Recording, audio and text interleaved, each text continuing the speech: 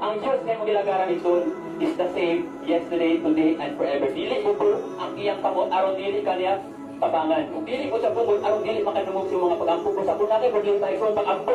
Kung mabalaka ka pagampo, kung magilap sa pagampo, ang pagampo ay sunod sa kalintang pero napok sunod-sunod sa problema. Ang pagampo walay bayan pero pwede kang suklihan. Amen? So kailangan ang pagampo ka. Kung mabalaka ka, wala ka po. Ang pagampo libre son. Pero pwede masolusyonan ang iyong problema.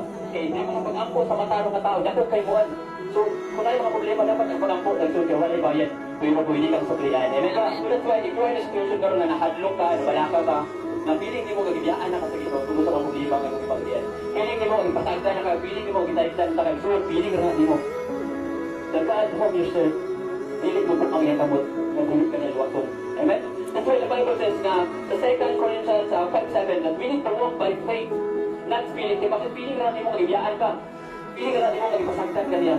Remember, Rixon, we need to walk by faith, not feelings. We need to walk by faith, not emotion. We need to walk by faith, not condition. We need to walk by faith. At sagaan, ang iyong kamot, hindi mo po, aron dinita niya sa baka. Sana nga kung ibang mag-ias ka ng tuwi ka, o katong niagi, wala kang ipasagdan sa Ginoo.